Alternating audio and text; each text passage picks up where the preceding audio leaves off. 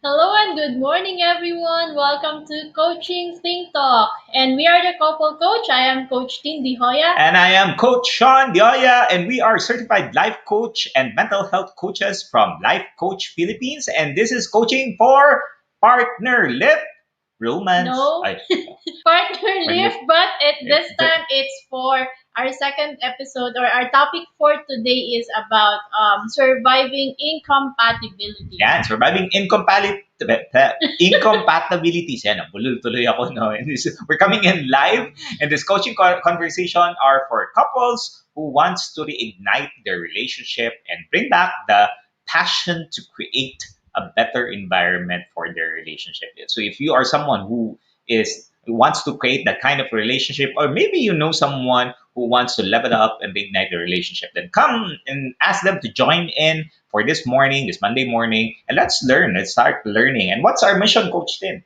And of course, our mission is to help 1 million disconnected families so that they can create a mentally and emotionally safe environment for them and their kids. Yes. So thank you for joining us live today. And please, again, leave your digital footprints in there. Yan. So, yan na si Coach Trisha from the land of LA. That's in Legazpi, Albay. Yan. Thank you for letting us know that you're there. Please do tag your friends and circle it, this video, to help reach out so that we can reach out more people who are or might be interested in learning this or hearing this and what we will be sharing in this session this morning. Coach Tim?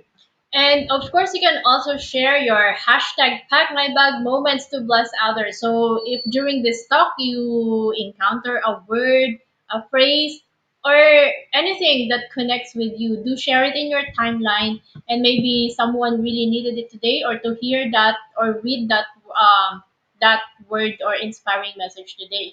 You may also give some shout outs to people you want to reach and reach out with some inspiring message. So utilize our chat box. You can now also tag them, do some shout outs, invite them to join us, especially for those people you know now who are married or who are in a relationship and is trying to and there might be some season in their life that they are not, hindi naman po kasi ibig sabihin na we're talking about relationship, issue nyo to ngayon. But what if pagdaanan nyo? So, how can you prevent this from happening? So, tag them along so they can join us. And of course, if you are watching this on a replay, please do comment hashtag replay. And we are also streaming via FB page of Life Coach Philippines and YouTube channel Coach AI Connect. So if you are new to our platform, please like, follow, and subscribe. Yan, maraming salamat for joining us. Again, tag your friends in there. Tell them to join us in this wonderful morning. It's a wonderful Monday morning. And let's talk about relationship. Lahat naman tayo ata wala naman sigurong gusto i-develop at i-improve ang kanilang relationship. And we're gonna talk about surviving incompatibility in marriage. Well, meron ba talagang ganyang coach din? Naging incompatible ba tayo yung mga times noon? O kaya, Yung ganun situations pa ayun. lang, no? So, simply put, a couple is incompatible with each other when they do not match each other spiritually, academically, socially, Mm. in age, and in level of exposure. We've seen it time and time again. People believe in falling in love with someone who is not like them. Di ba nung last week we talk about romance? Di ba kahit hindi kayo compatible or merong opposite sa behavior, sa attitude, sa beliefs, you find it cute, parang okay lang. Kasi magbabago naman yan. So, So dati nakita ka sa akin. Piling mo ba? bakit cute ka? Ay, okay ha. Salamat ha. So, dumadating tayo sa point na we fell in love and yung gusto mo kahit sinasabi ng mga friends mo, bakit ba yan yung pinili mo? Eh, ganito yan, ganyan, ganyan. Pero, you're deaf. Kasi nga, you're in love, you're in that euphoric state. But as you go along in the relationship, pag magkasama na kayo, lalo na pag matagal na, you can now see the flaws of the person that you love. And at times, gusto mo baguhin yun eh. Pero pag hindi mo nababago or hindi na-meet yung expectation mo of that person, you tend to lose that love. And the hardest part would be you find your incompatibility not workable. So Ah. actually incompatibility is mostly the ground for separation. In the US, it's divorce, but since hindi po pwede sa atin ang divorce, mostly it's really you just separate. So maghihiwalay kasi hindi na kami compatible eh. So yun Mm. yung moment na dumadating kayo na ayoko na. Biglang nawala O yung biglang connection, nawala. ganun. No? May mga Uy, times. aminin mo, dumaan ka din sa ganung stage ha. Mamaya na tayo mag-usap ng ganyan. So, imagine a relationship that you have na yung una, di ba, you were super close together. Parang hindi kayo magkahiwalay at kung gusto mo, hug mo na lang siya maghapon, kung pwede lang. At lagi mo na lang kausap at kasama. Then eventually, as you progress in your relationship, as you get to know the person, nakikita mo na medyo hindi kagandahan pala. Yung mga nakikita kong kagandahan lagi sa pagmumuka, sa katawan, sa character, 'di ba, sa behavior, sa habits, ay hindi mo nakita, ay ngayon nakikita mo na at lagi mong kasama kasi. And these are the things that we would like to share to you this morning because it's important for every one of us to get a deeper understanding of bakit ba nangyayari to? Bakit ba magano'n na your romance is so high then eventually it boils down, bumababa or nawawala siya pag tumatagal na kayo? Ano ba Yeah. nangyayari? But it's a common fact na when you are, if you fell in love with someone, it's actually really the opposite. Incompatibility becomes the ground for marriage. Kasi isipin mo, pag masyado kayong pares, parang boring, di ba? Oo. So mostly, it's a common fact that people who are polar opposites become drawn to each other. So yung And this opposites is what, attract. Oo. ito yung opposites attract. So this Mm. is what this is what propels the romantic love. And or else kung hindi talaga tayo yung alam mo kung halimbawa hindi talaga kayo parang incompatible talaga kayo, makikita mo agad yun eh. And siguro you will be running on the opposite direction. But it's not. One of the research says that it's really the incompatibility factor that attracts the two of you. So, pag sinabi nung, di ba minsan naririnig mo sa mga friends mo, or sino ba, kasi madami na din naman ako nakausap na kahit sa boyfriend-girlfriend relationship, Mm. sinasabi, we're so compatible, but it's not. Kasi technically, pag dinip dive mo yung kung anong meron sa characteristics, behavior, they're actually the opposite of those partners. All right. So yun ang importante doon at taking a look at it on na if you really want to have a successful relationship, sa incompatibility talaga yung nakikita yon because there's an opportunity obviously for growth. And in a relationship, gusto naman natin lagi may growth, mga ganyan, di ba? Yeah, like in our case, we're really opposites. Ano ba? Hindi naman ako yung very extrovert. Parang I'm an ambivert. So I'm between introvert and extrovert. Extrovert. Pero siya naman opposite. Kaya nga siya known as suplado kasi hindi taga siya namamansin. Yeah, true. And ano ba, hindi mo siya din makausap. Pagkausap mo, very high and mighty. Dapat lang, So parang opposite pakita. naman kami. May mga ganun kami situations that we're not able to agree on things, on certain things. Although at times naman may pinag-aagrahan kami, pero most often than not, hindi din kami nag-agree. Especially to pag ang kulit, kinukulit ako. Wag na lang natin. Huwag na tayong mag-usap, mga ganong sitwasyon at mga ganong bagay. And these are the things that we need to take a look at, especially in a relationship, na may at times na hindi ka gusto doon sa partner mo. At minsan, madami kang hindi gusto sa partner mo, pero yun yung beauty of it in a relationship, that you would be able to grow more as you progress in life. So ano ba yung mga kailangan nating pagtingnan dyan, Coach Tim, especially dito sa topic natin on how we can survive the incompatibility in marriage? Kasi madami mga couples ito ang pinagdadaanan nila, mga ganun situations. But before that, hello Coach Candy and hello Coach Lynn. Thank you for joining us. Teka, bakit singles ang nandito? Pataga yung taka din mga ako. may Mga Bakit asawa parang na. yung mga singles na naman yung nandito? Wala pa yung president, oh. Pataga si president. Ayan. So, as we start, we're gonna be talking about incompatibility. The first stage nga ng relationship is really more on you being in romance. But as romance fades, as you continue to progress in the relationship, comes now the power struggle. So, ano nga ba yung power struggle? the power struggle always shows up after romantic love fades. Mm. And pag titingnan mo, parang ayaw mo yung may power struggle. Kasi pag sinabi mong power struggle, may agawan sa ano May eh, conflict may ba? conflict sa inyong dalawa. But power struggle actually has a purpose. This is actually what makes your relationship or your marriage more exciting because the incompatibility comes in. Oh, ito yung mga power struggles specifically on there are decisions that you need to make as a couple. Kung mag-asawa na kayo, 'di ba? Kailangan niyo mag-decide kung saan kayo anong bibilihin niyo, ano yung mga kailangan yung mga bills and so on. Minsan magde-decide kayo kung ano saan kayo magtitipid and so on. And these are some of the things that if you're not really intentional about the conversation, talaga mag-aaway kayo. Ano ba yung power struggle natin, Coach Tim? Ano nga ba? Madami Sa kaming mga bata. power struggle I think. because we have opposite views of things. And Mm. yung level din ng not really education. Kasi sa amin dalawa, ako talaga yung mas exposed with people, with leadership.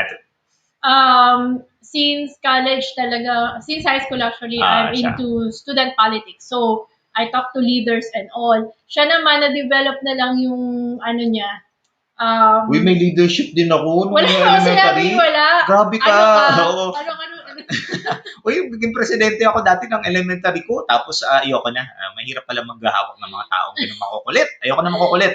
Ayan. So, but the exposure specifically Yeah. kay Coach Tin, very exposed yan. Alam mo, she can talk to a lot of people and what have you. I, on the other hand, would rather stay alone on the side and just be quiet there, eat something, drink something. I'm okay with that. I'm peaceful there.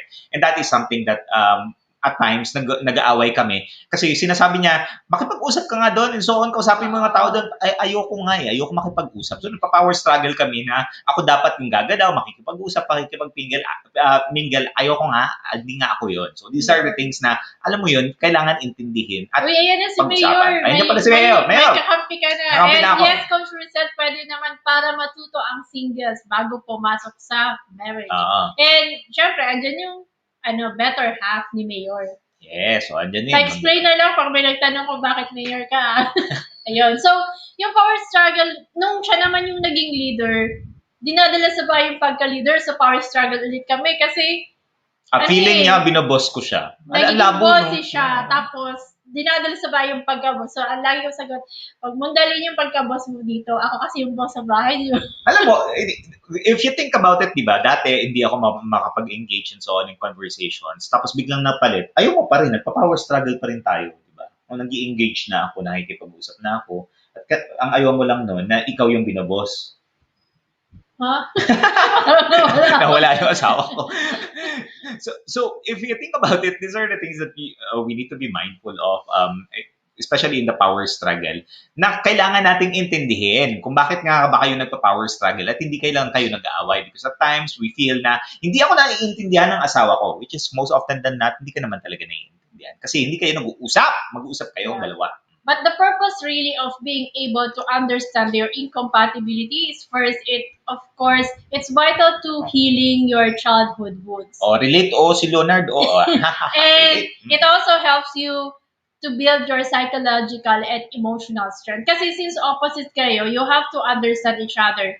Kailangan nyo ding intindihan, ano ba yung naging childhood niya for you to be able to really get through and communicate with it. So sabi nga nila, couples are actually incompatible in two ways. We have the relate to structure versus freedom. Yung parang, sa aming dalawa, sino ba yung mas structured siya? Structured ako. Ako hindi kasi, ayoko yung may sinusunod. Yung sinusunod niya, kunwari, pag nag-travel kami, dati, maglilist lang ako, pero ayokong nakaschedule siya. Siya, gusto niya naman, maglilist kami, pero, kunwari, ditong morning, dito tayo, ditong ganyan tayo. So, nag-aaway kami minsan. So, doon na-test yung patience namin yung nagta-travel kami. Kasi, lagi kami nag-aaway. Hindi ko maintindihan. Akala ko ba mag-travel ka para mag-enjoy? Lagi kami nag-aaway. Dapat dito, dapat ganito, ganitong oras. Gusto ko nga naka-schedule. Ang kulit nito pag minsan Hindi ko maintindihan. So, yun.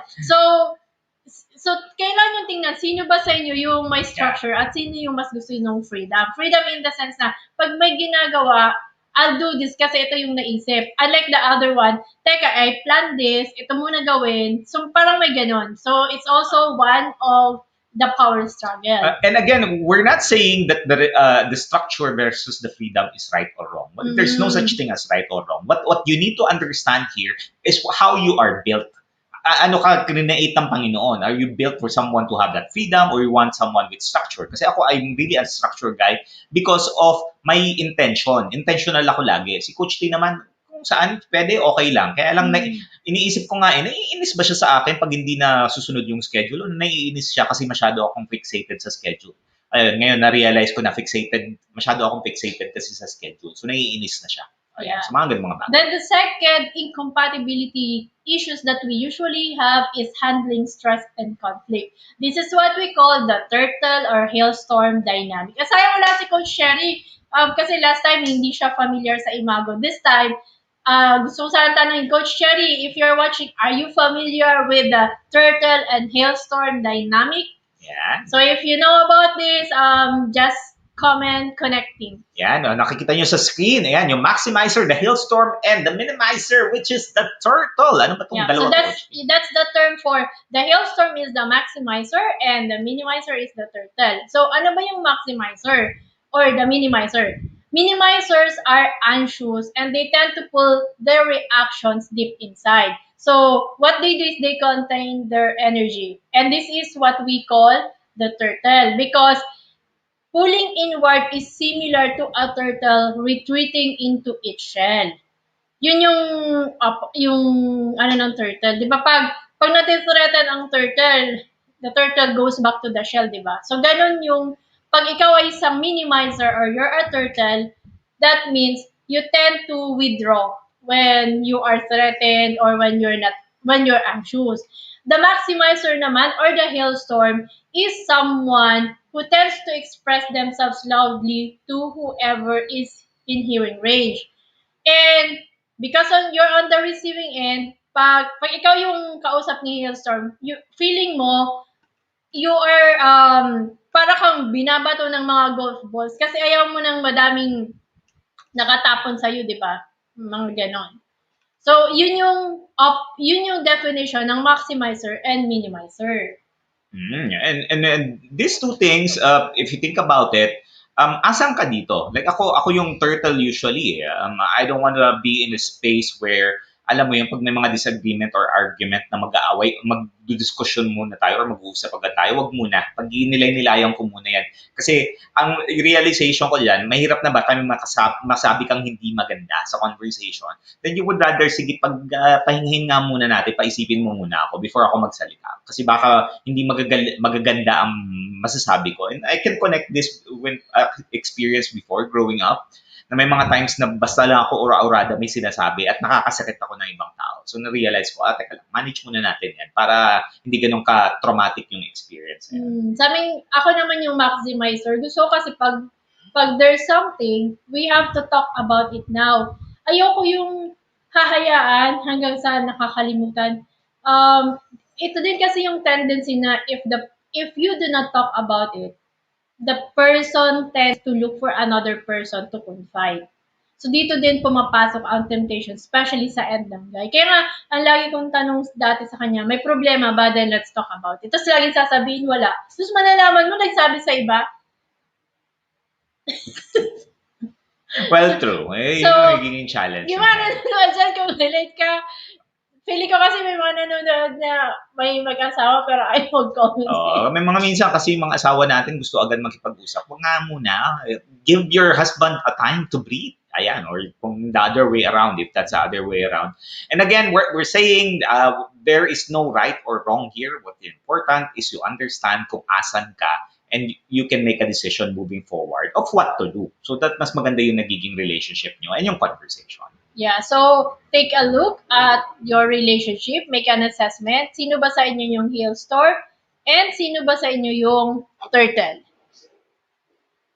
Alright. So, we're gonna be doing something. Ayan, tinatawanan ka tuloy ni, Leonard. Kaya, Mayor, pag pag may issue, kausapin mo na, hindi yung nagtatagal-tagal pa tapos nagsasabi sa iba. Oo, ang importante kasi 'di ba, Leonard, yung mga asawa natin dapat nakikinig, matutong makinig, hindi yung kung ano-anong sinasabi. Kasi 'di ba minsan Uy, ang dami ng sinasabi. nakikinig ako eh. Nakikinig o pinipili lang yung pinapakaringgan. Joke. Okay, so what we're gonna do now is we're gonna ask you to do something. So we're gonna do an activity para you can start working on this and it can help you as you progress and taming the hailstorm and coaxing out of the turtle. So nasa sa'yo na. You can make the necessary adjustment for you to have that better interaction with your spouse. Coach Tim? Yeah. So, this is more really of how you can respond. So, pag na-figure out nyo na sa relationship nyo kung sino yung turtle at kung sino yung hailstorm or kung sino yung maximizer and minimizer, it's time for you to take note of what you can do when the other person is feeling frustrated or stuck. So it's time to work on it. So, paano kung ikaw yung hailstorm and you wanna coax the turtle out? Gusto mong palabasin yung turtle. Ano nga ba yung steps na pwede mong gawin for you to be able to get the turtle out of its shell? Kasi like sa amin ni Coach Shaun, si Shaun talaga yung ano eh. Si Shaun talaga yung turtle. Turtle in the sense na pag may issue, ayaw niyang pag-usapan muna. Oh, sabi kasi slow into anger, di ba? Tatahimik siya. Da. Da. Kaya ganyan lang po kami, pero okay lang. Okay lang kami napag-usapan na namin yung mga ganyan-ganyan bagay. So here's what you need to do. What you need to do is get a piece of paper in there. Kung kasama mo yung asawa mo, di mas maganda mag-usap na kayo after. What you need to do is to ask, anong gagawin natin, Coach Tim? Excuse me. So, what you need to do is, for example, may issue kayong dalawa. So, if you're a hailstorm and your partner is the turtle, ask them what you need to do right now. Pag ang sagot niya, not sure, then stop. Just ask questions to help your partner be focused on how you feel, and your partner will be able to feel confident in confiding in you. Yung wala siyang mafe-feel na judgment, Yeah. or baka pag may sinabi siya, you get mad, you get angry. So, yun. Kailangan muna niyang mag-feel yun. So, ask them what they need right now. Maganda yung sinabi ni Coach Tin, no, na pag hindi pa sure, wag doon nang i-bombard, i-barrage na mga, or bigyan ng hailstorm, nakaliwa ka na daming sasabihin. Yung sunod-sunod na yung sinasabi mo. So give them that space. Give them the space to breathe and to think about things before you can have the conversation. Because once your partner is ready, then your partner will have a conversation naman. Pero allow him some time or her some time to breathe. Gawin natin siya. And yes, once you have asked at hindi pa siya sure, then don't do anything. Huwag kayong, teka, ito na muna gawin natin. Hindi ka nga nagtanong, pero ang dami mo nang sinabi ko, ano yung gagawin nyo? So, if you're the hailstorm kasi, it's really hard for you to keep quiet and kung sanay ka. Kung gusto mo, ma-address ka agad eh. Kaya lang, you have to give the turtle a bit of space until they are ready to go out of their shell. So, yun yung second step. Yung first step is ask them what they need to do right now. If the response is they're not ready, then don't do anything. Allow them some space. And finally, what you can do is to coax them out is maybe you can write them as a note, a simple note, or you can tell them na, okay, I hear you, I allow you to be, yung maramdaman niya talaga na yung maramdaman niya talaga na you care, you understand. You understand. Na parang you're sincere with it. Na you allow it muna to rest. And I think what we need to be mindful as well is yung our own interest. You know, at times we get too focused on our own interest. Gusto natin araw-urada, gusto natin ma-resolve na agad and so on. Different people are differently developed or made. Ayan. So, ito, pag naiintindihan nyo kung ano yung gagawin nyo, during the times mismo, yung mga hailstorm, gusto din nila maging turtle, di ba? May mga ganong bagay. We also need to respond in a way so to give that person a breather. Pero, continuously, praise the person, give an encouragement and acknowledgement na naiintindihan mo yung nararamdaman nila. Never, ever, ever, ever, ever, ever, I cannot emphasize that more, judge or reject the emotions of the person or how the person is feeling. Di ba? Acknowledge it na yun. Totoo yung nafe-feel nila. Wag kayong magalit o mainis. At times, naiinis yung mga tao at hindi na tuloy nakikipag-usap sa iyo kasi kakausapin kita, sisigawan mo lang naman ako, dami mo sasabihin, wag na lang tayo mag-usap. So, mga ganun. Yeah. So that's the three things that a hailstorm can do when the partner is a turtle. Now, well, let's do the reverse. What if your partner is the hailstorm and you are the turtle? So, di ba yung hailstorm kasi is full fury. Para siya mga golf balls na talagang Bato, tumatapon, di ba? kaliwa Bato. kanan. Walang So, ilagan. Kahit magda-matrix ka, walang ilaw. so how do you soothe the storm? Paano mo papahupain yung storm nung hail? Kasi hailstorm siya, di ba? So, paano mo ngayon siya kakalmahin? Hmm.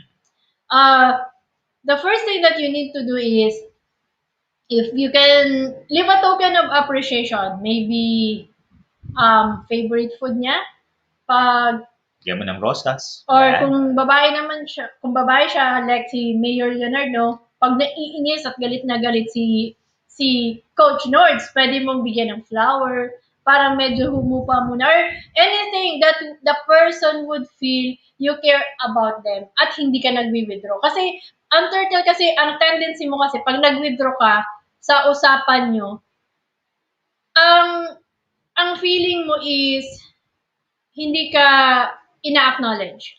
So, yung hailstorm, kung ikaw yung hailstorm, feeling mo, wala ba akong kwentang kausap? Ayaw ba ako nitong kausapin? Ayaw niya bang maayos yung problema? So, yun na yung pumapasok sa isip mo. Yung relevance yan kasi, you feel that you're irrelevant, you're not important, you don't have a voice in there. So, yun din, at times, you need to acknowledge na naiintindihan naman, na-appreciate ko naman. Kaya lang, yun nga, chill lang. And this one, at least, would, ano ba yung tawag doon? Normalize lang yung emotions. So, just make the person feel na you're not really withdrawing. It's just na it is not the right moment to speak about it. And you care for the person. That's the biggest thing. A small thing na hug, a simple hug nga lang, pag hinag mo yung asawa mo at sinabihin mo, salamat, huwag ka na lang masyadong madaldal kasi madami kang sinasabi. Parang ramdam ko yung sabi ni Coach Lords, flower daw, Mayor Leonard Cales. Paano yan? Parang feel kita, Coach Lords. Kasi di ba pag mag-asawa na kayo, kahit magparinig ka, wala man yung flower. Sayang yung flower, nasisira. Halaman na lang. Magtanim tayo. Mayor, magtanim tayo. Ayan. Ayan. And next, once you're able to clarify that, again, ask the question, what's going on? But again, in a empathetic way or in a compassionate way and asking that and listen and repeat back what's your hailstorm is saying.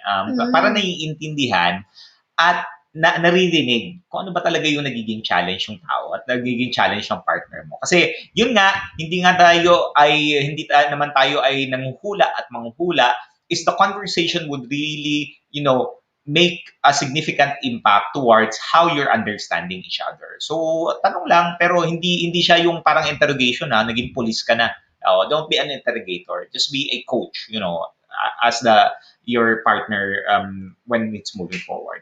Yeah. So, and of course, finally ask, is there something that I can do? Kasi, di ba kung turtle ka, ayaw mo pa talaga siyang pag-usapan. So, maybe there's something that you can do in return na, sige, wag muna natin itong pag-usapan, pero ito muna gagawin ko. Yeah. Para lang makalma mo yung hailstorm na, yes, pag-uusapan natin yan, pero pag pwedeng hindi na parehas mainit ulo natin, or parehas na tayong kalmado, para mas clear yung usapan. Hindi kasi talaga minsan okay na ang ano lang naman dito is, naiintindihan mo ngayon kung bakit, kasi di ba sa inyong dalawa, ma-realize mo, ako yung hailstorm, siya yung turtle. So ngayon, naiintindihan ko na ngayon na pag may issue, alam ko na yung feeling niya ay hindi dahil sa ayaw niyang pag-usapan, hindi pa lang siya ready. On my end naman, sige, kung hindi ka pa ready, tell me, pero wag kang mag-withdraw. Wag yung tahimik ka lang, kasi ganun siya minsan tahimik lang siya, hindi mo tuloy alam, may mali ka bang ginawa? Ayaw niya bang kasama ka? Ayaw niya bang kausap ka? So, ganun yung pakiramdam ko. Kaya nagmamadali ba to? Gusto agad malaman? So, Pwede mong umintay opposite. muna. So, at least ngayon na naiintindihan nyo na kung sino yung hailstorm, sino yung turtle, you can now be aware of the proper response to each other. It's not really about sino ba yung tama sa inyo. but really more on understanding. Ah, ito pala siya. So, sige, I honor and respect that space. Yes. So again, it's the conversation that's important to acknowledge na, oh, okay, ako si Turtle or ikaw si Hailstorm, and you acknowledge it. Then you talk to each other, you have a conversation to identify kung what's the way forward para hindi kayo nagkakainisan at hindi kayo nagagalit sa isa't isa. Kasi hindi naman dapat, okay lang naman magalit, but that is the question on how you're responding when you get irritated or frustrated at times. Yeah. So, that's what you can do to be able to really understand where your relationship is going through. If you are especially on the power struggle move, or the power struggle na phase. Now, as they say, incompatibility is not only grounds for marriage, but it's the opportunity to create a great marriage. Yung sinasabi nga naman kanina, incompatibility naman talaga ang what makes us as attracted to each other. Kasi kung hindi, malamang sa unang tingin mo pa lang ayaw mo na, iiwas ka na. Pero we find it cute nga, di ba?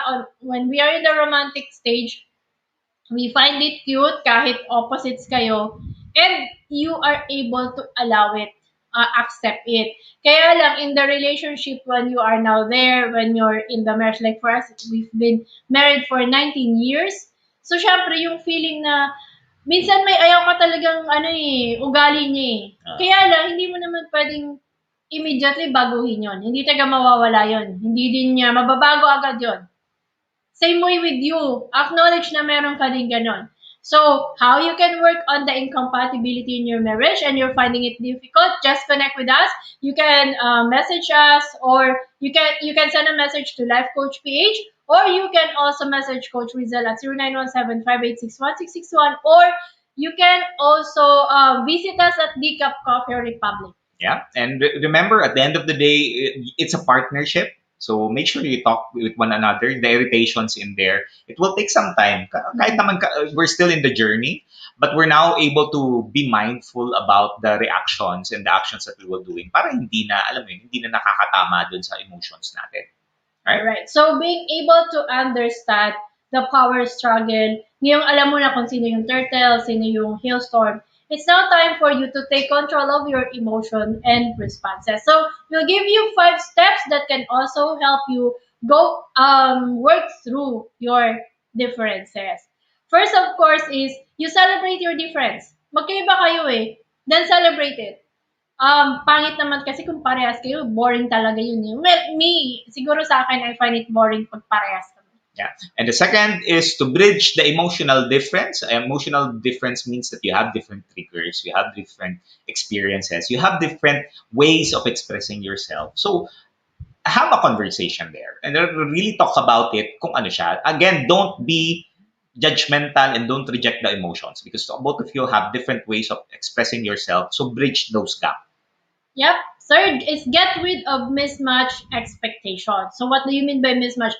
Ako kasi may expectation ako sa kanya na hindi niya nami-meet. Siya din may expectation. Now, what we do is, if hindi namin nami-meet yung expectation na yon, we talk about it. At pag talaga hindi namin kaya parehas i-deliver, we compromise. Inaanapan namin, pwedeng tanggalin namin yon, or kailangan kasi makita lang kung ano yung mga expectations. So, it's Okay, one, lahat. get rid of the mismatch expectations. Okay, number 4 is to overcome the communication barrier. And overcoming the communication barrier means that you talk. Really, really talk. Deep conversations. At times, may mga languages na hindi nag-align or sometimes trigger ng kabila. Di ba natitrigger ka? Pero hindi, ikaw naman pag sinabi mo yun, hindi naman ako galit sa'yo o hindi naman ako naiinis sa'yo. Ganun ko lang talaga nai-express yun. So hold on to the trigger. Babalik pa rin tayo dun sa bridge, the emotional difference from number 2. But again, when you overcome the communication barrier, really talk about it. Really sit down and have a conversation about it. And lastly, And last is find common ground. Hanapin nyo, alin ba yung pag nag-usap kayo ay parehas kayo kalmado. Huwag yung mainit yung ulo ng isa. Or ano ba yung pwedeng gawin nyo na parehas kayong okay. Parehas kayong ready to say yes to it. Hindi yung isa lang yung may gusto. So finding the common ground in your relationship. Again, at the end of the day, it's all about really communication. It's all about self-regulation. Regulate your emotions, regulate your feelings, regulate your triggers, regulate everything that would happen in the conversation. Because at times, minsan may bias tayo, or minsan parang feeling natin yung asawa natin ay ina-attack tayo. So may mga ganong situations when you're able to feel that na parang ina-attack ka na, pause and express yourself. Express yourself in a way na naiintindihan kayo ng partner. Yep. So thank you so much for joining us. And as we end this conversation, we would like to invite you to be a part of what we are doing as an organization of professional certified life coaches. Do join us for another coaching conversations later. That would be at 2 p.m. with Coach Ma and for coaching for healthy mind space. And I'll be back at 4 p.m. for coaching for relationship. Yes, and for those of you who are interested to becoming a certified life coach, join us in the Co-Actively Co-Create Life Coach Certification Program. This is a comprehensive approach to learning and mastering life coaching as an active process of creating a new path to achieving results in life so that success is inevitable in every coaching relationship. This includes a 21-day web-based learning. Ayan, ibang ilang days na ba tayo? 2 weeks na, no? 2 weeks na kami, and it's a wonderful journey because it's foundational. And of course, the higher that you want to go, the deeper that you need to invest in yourself. And this also includes a 3-day live coaching bootcamp with Master Coach A, pang second day, third day na namin, this coming Saturday, and a 3-day live business bootcamp with senior coaching team, which is Coach Tin and Master Coach Meek. This is the one leading that. And the program package also comes with many other bonuses. So just connect with Coach Rizal through 0917-586-1661 to discover the opportunities waiting for you in this profession. Yep, so once again, we are the couple coach from Life Coach Philippines for Coaching Think Talk. Coaches like us think and talk like this. This is us in the Philippines. Labang boom! Labang boom! Labang boom! Thank you, everyone. Bye-bye.